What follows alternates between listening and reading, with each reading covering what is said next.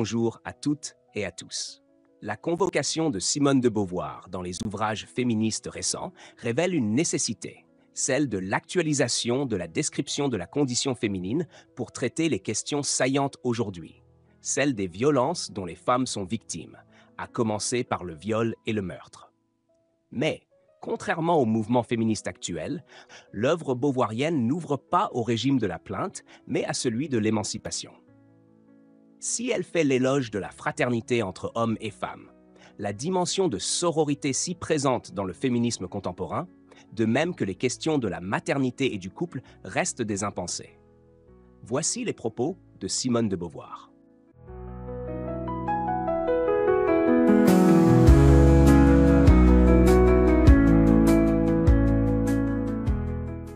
C'est que être femme, ce n'est pas une donnée naturelle. C'est le résultat d'une histoire. Il n'y a pas un destin biologique, psychologique, qui définisse la femme en tant que telle. C'est une histoire qu'il a faite, d'abord l'histoire de la civilisation, qui aboutit à son statut actuel, et d'autre part, pour chaque femme particulière, c'est l'histoire de sa vie, en particulier c'est l'histoire de son enfance, qui la détermine comme femme, qui crée en elle quelque chose qui n'est pas du tout une donnée, une essence, qui crée en elle ce qu'on a appelé quelquefois l'éternel féminin, la féminité. Et plus les études psychologiques sur les enfants s'approfondissent, plus il est sensible, plus on voit avec évidence que vraiment le petit bébé féminin est fabriqué pour devenir une femme. Il y a là-dessus un excellent livre qu'une Italienne vient d'écrire, Elena Bellotti, ça s'appelle Du côté des petites filles, et on montre comment déjà, bien avant que l'enfant ne soit même conscient, on inscrit dans son corps, dans la manière de le faire téter, de le porter, de le bercer, etc., on inscrit dans son corps ce qui plus tard apparaîtra peut-être comme un destin. Bien entendu, c'est très important qu'une femme puisse être enceinte, avoir des enfants, tandis que l'homme ne le peut pas. Ça fait une grande différence entre les deux. Mais ce n'est pas cette différence qui fonde la différence de statut et l'état d'exploitation et d'oppression auquel est soumise la femme. C'est en quelque sorte un prétexte au cours duquel se construit la condition féminine. Mais ce n'est pas cela qui détermine cette condition.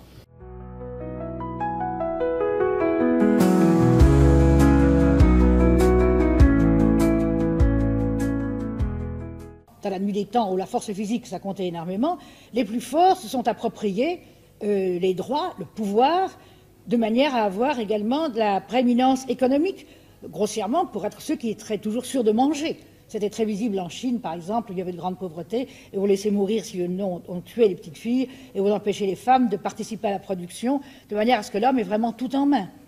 Ça a été comme ça toujours, et ça, je n'ai pas le temps de raconter ici toute l'histoire de la femme, mais il est bien évident que d'époque en époque, il y a eu toujours une volonté des hommes de prendre le pouvoir. Je n'en citerai qu'un exemple. Au Moyen-Âge et dans les siècles, enfin, à la Renaissance, les femmes avaient beaucoup de pouvoir comme médecins. Elles connaissaient des quantités de remèdes, des herbes, des remèdes qui étaient des remèdes de bonne femme et quelquefois très valables. Eh bien, la médecine leur a été prise des mains par les hommes. Toutes les persécutions contre les sorcières ont été essentiellement fondées sur cette volonté des hommes d'écarter les femmes de la médecine et du pouvoir qu'elles donnent. Et ensuite, alors, au XVIIIe, au XIXe siècle, il y a des statuts faits par les hommes qui interdisent rigoureusement, sous peine de prison, d'amende, etc., aux femmes d'exercer la médecine si elles n'ont pas suivi certaines écoles auxquelles, par-dessus le marché, on ne les acceptait pas.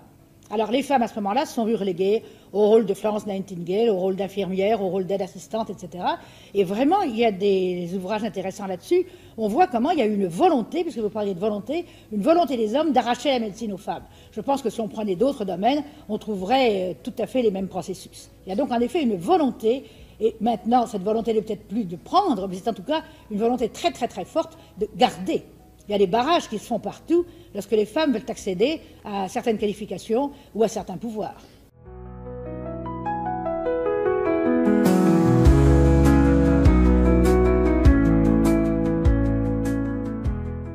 J'avais échappé aux servitudes de la condition féminine.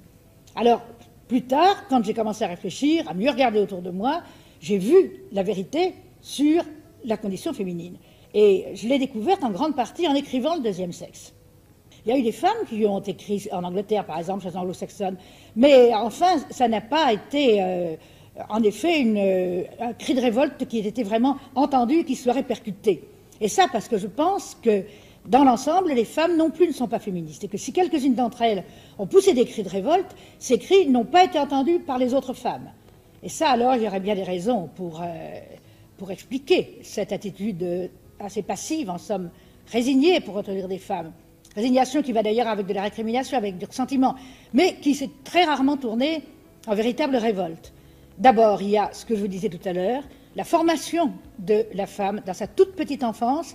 Et ça, ce sont des choses, des structures qu'on a déposées en elle, dont il est bien difficile de jamais se débarrasser tout à fait. Et bien, dans ce livre de Bellotti, dont je parlais tout à l'heure, Bellotti, c'est une pédiatre italienne qui connaît très bien la question, elle montre que dans la manière même de donner le sein au bébé, la mère ne traite pas la petite fille de la même façon, qu'on encourage beaucoup plus une certaine agressivité dans la manière de traiter chez le petit garçon que chez la petite fille. Que dès que le petit garçon, alors un petit peu plus âgé, aura des initiatives ou d'indépendance ou d'insolence ou voudra, je sais pas, enfin jouera des tours, on l'encouragera, on s'en amusera. Tandis que la petite fille, tout de suite, on la remettra à sa place. De même, le sexe du petit garçon, eh bien, il y a beaucoup de nourrices, de mères, à travers toute l'histoire, on le sait, et ça existe certainement encore aujourd'hui, qui s'en amusent, qui jouent avec, qui en font un petit personnage, si bien que le petit garçon à 2 ans, à 3 ans, il est déjà habitué quasi à s'exhiber. Tandis que la petite fille, au contraire, on lui enseigne à se cacher, à ne pas se montrer. Et c'est très frappant dans les crèches, même chez des très très jeunes enfants, que les petits garçons sont en quelque sorte, oui, exhibitionnistes, tandis que les petites filles, au contraire, ont ce qu'on appelle la pudeur et qui est en fait un comportement construit.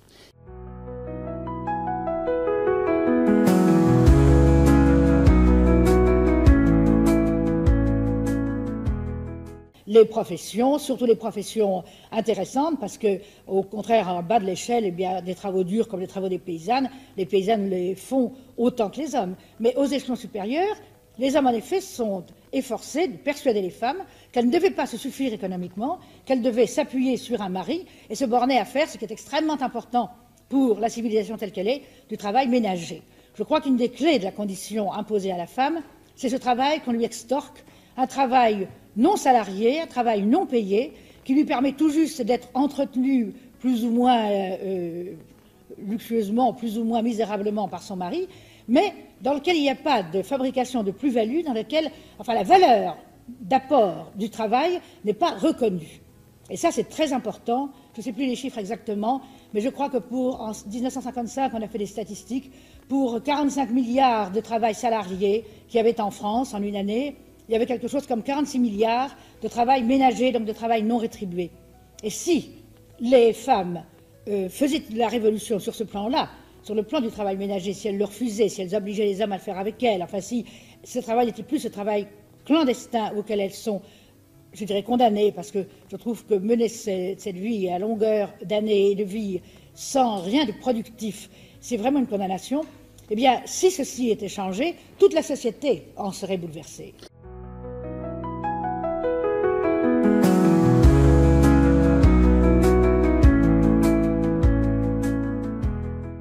Et dans ce travail qui peut être très, en effet, très intéressant et très enrichissant, il y a tout un côté, je parle là du travail ménager proprement dit, tout un côté de routine, de répétition, de recommencement, et surtout, il y a une terrible dépendance. Parce que finalement, la femme ne peut faire ce travail que si, par ailleurs, elle est donc entretenue par un mari qui gagne sa vie. Et si jamais le mari ou se prend d'une autre femme, ou se fatigue d'elle, enfin s'il y a, ou lui rend la vie impossible, s'il y a séparation, s'il y a divorce, la femme se retrouve très très souvent sans ressources. Et ça, c'est une chose que je connais bien, parce que depuis le deuxième sexe, ce qui fait, comme vous dites, 25 ans, j'ai reçu énormément de lettres de femmes. Il y a des quantités de femmes qui se sont confiées à moi, plus ou moins longuement, mais enfin, souvent, avec pas mal de détails, et même des correspondances qui se sont suivies.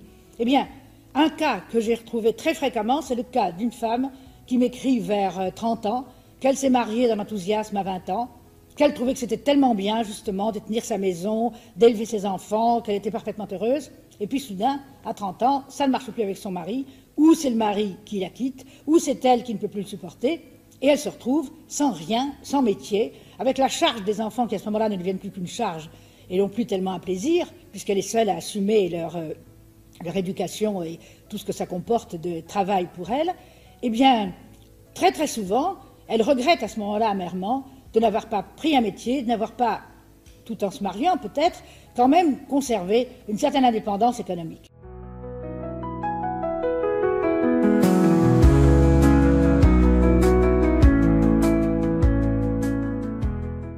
Mais même si nous prenons 40 ans, c'est aussi un cas assez fréquent, c'est à ce moment-là, la femme vraiment n'a plus le temps d'apprendre un métier. Enfin, il y a des cas où il y a des reconversions qui sont vraiment étonnantes, mais ce sont tout de même tout à fait des exceptions, et ça demande énormément d'énergie à une femme pour arriver à se refaire une vie lorsque, à 40 ans, elle se trouve seule, sans ses enfants, car souvent ils sont partis, ils sont mariés, sans mari pour la soutenir, et même d'ailleurs si elle a un mari, qu'il ne lui reste plus que ce mari, avec qui elle s'entend plus ou moins bien, elle n'est pas insérée dans la société d'une manière qui soit pour elle bien intéressante.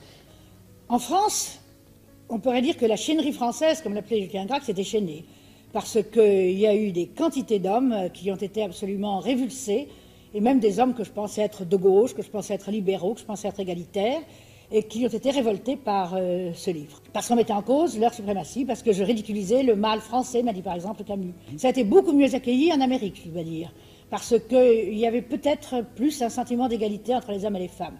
Dans l'ensemble, les femmes ont bien accueilli le livre.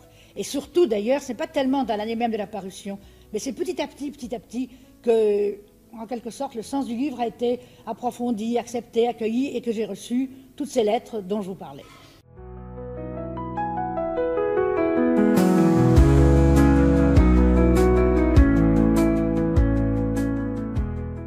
J'ai eu des réactions très mauvaises, par exemple, parmi les réactions qui m'ont déçue, il y a eu celle de certains hommes que je crois égalitaires, et il y a eu celle des communistes dans l'ensemble, qui ont vraiment craché sur le livre. Je ne sais plus qui écrivait des lettres françaises. Les ouvrières de Billancourt s'en moquent bien de tout ce qu'elle raconte là, ce qui est absolument faux, parce que tous les problèmes dont je parlais concernent aussi bien les ouvrières de Billancourt, et même peut-être davantage que la bourgeoise du 16e arrondissement. Mais enfin, ça, toute l'histoire du communisme par rapport aux femmes, c'est une histoire assez compliquée, parce qu'ils considéraient que le problème des femmes était un problème secondaire, que la contradiction des sexes est une contradiction secondaire à cause de la contradiction de classe, qui est, elle, une contradiction primaire. Et vous savez que Jeannette Vermeersch a été très longtemps, très violemment contre l'avortement. Enfin, ils ont mis un peu d'eau dans leur vin maintenant. Mais dans l'ensemble, les problèmes de femmes sont pour eux absolument subordonnés aux problèmes de classe. Que moi-même, en 1949, quand j'ai écrit Le deuxième sexe, j'étais un peu dupe de cela. Je croyais qu'il fallait surtout militer pour la révolution, puisque moi, je suis tout à fait de gauche et par conséquent, je souhaite un changement complet du régime et le renversement du capitalisme. Mais je pensais qu'il suffisait de ça pour que la situation de la femme devienne l'égale de celle de l'homme. Et je me suis aperçu que je m'étais bien trompée, car ni en URSS, ni en Tchécoslovaquie, ni dans aucun pays socialiste, ni dans les partis, précisément pas dans le Parti communiste, ni dans les syndicats, ni même dans les mouvements gauchistes plus d'avant-garde d'aujourd'hui, le sort de la femme n'est le même que celui de l'homme. Et c'est ce qui m'a décidé à devenir ce que j'appellerais proprement féministe, et d'une manière assez militante. Être militante, c'est par exemple venir parler aujourd'hui du féminisme à toutes les femmes qui veulent bien m'écouter. Eh bien, j'ai compris qu'il y avait une lutte spécifiquement féministe et que la lutte contre les valeurs, disons, patriarcales, en gros, ne se confondait pas avec la lutte contre les valeurs capitalistes. À mon avis, il faut mener les deux luttes ensemble. Il n'est pas question, il n'est pas possible que le sort de la femme change profondément si la société, d'autre part, ne change pas profondément sur le plan de la lutte des classes. Mais il serait illusoire de penser que la lutte des classes suffira jamais à étayer la lutte des femmes. Il faut qu'il y ait une lutte qui soit spécifiquement menée par les femmes. Et c'est pourquoi des mouvements qu'on tourne souvent en ridicule, comme le MLF, le mouvement de libération des femmes, me semble un mouvement absolument nécessaire dans la société d'aujourd'hui.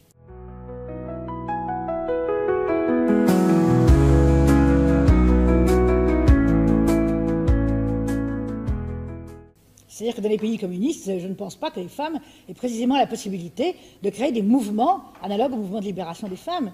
Mais si ça pouvait se faire, ce serait bien utile. Parce que je pense que ce mouvement est utile à beaucoup de titres. D'abord, une des idées du mouvement de libération, c'est que les femmes se rassemblent entre elles, se parlent entre elles, et que ce qui est vécu au foyer souvent, dans l'acrimonie, dans le ressentiment, parce que les femmes au foyer ne sont pas toujours tellement des anges du foyer, tellement douces, et ça parce que justement, elles ressentent malgré tout l'injustice qui leur est faite. Eh bien, au lieu de vivre cette injustice dans une récrimination individuelle et stérile, il vaut beaucoup mieux que les femmes se parlent entre elles de leurs problèmes, entre elles et non pas devant ou avec les hommes, et qu'elles essaient de trouver des solutions. Ça leur épargnerait certainement beaucoup d'aigreur et ça leur permettrait de prendre vraiment conscience de leur situation, de réfléchir dessus. Et quand elles auront bien réfléchi, je crois qu'elles auront toute envie de s'unir pour la changer, ce qui serait une chose profondément utile et qui pourrait avoir des répercussions immenses pour changer la société dans son ensemble.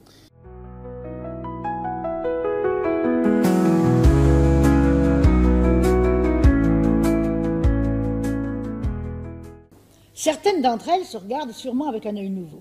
La profondeur de ce que a pu atteindre justement le mouvement de libération des femmes, ça c'est très difficile de le savoir. Parce que dans quelle mesure est-ce que les femmes, considérant l'exemple de quelques femmes d'avant-garde, écoutant un peu leur voix, dans quelle mesure est-ce qu'elles prennent conscience d'être exploitées, d'être opprimées, ça je ne saurais pas le dire. Mais j'ai l'impression tout de même qu'elles sont moins résignées qu'elles ne l'étaient auparavant. La condition féminine, c'est une pure mystification, c'est un os à ronger qu'on a acheté aux femmes pour leur donner l'impression précisément qu'on s'occupait d'elles, alors qu'en vérité, on ne donne pas les moyens à Françoise Giroud, par exemple, de faire quoi que ce soit. Elle n'a pas de budget, elle n'a pas d'argent, tout ce qu'elle peut faire, c'est de timides propositions qu'elle fera aux hommes et qui ne prendront de force que si les hommes les reprennent à leur compte et y consentent. Par conséquent, c'est une mystification. Quelquefois, les choses qu'on donne à prendre aux femmes sont simplement un os à ronger, une mystification, et c'est une manière de les démobiliser au contraire, en leur faisant croire qu'on fait quelque chose pour elles, alors qu'en vérité, on ne fait rien. C'est une manière non seulement de récupérer la révolte des femmes, mais c'est même une manière de la contrer, de la supprimer, de feindre qu'elle n'ait plus de raison d'être. Et au contraire, nous les féministes, je dis nous parce que je vous l'ai déjà dit, j'en suis tout à fait, eh bien, nous refusons cette démobilisation et nous voulons continuer la lutte et nous voulons que la lutte soit faite, pour l'instant en tout cas, par les femmes, pour les femmes, et non pas à travers les institutions comme, je ne sais pas moi, l'ONU, l'UNESCO, cette fameuse allée de la femme, qui est également, elle, une mystification. Parce qu'en vérité, d'ailleurs, on ne peut pas attendre d'un gouvernement qui est pour l'ordre établi tel qu'il est aujourd'hui, qu'il donne satisfaction à des femmes qui réclament un tel changement dans leur statut que cet ordre serait bouleversé.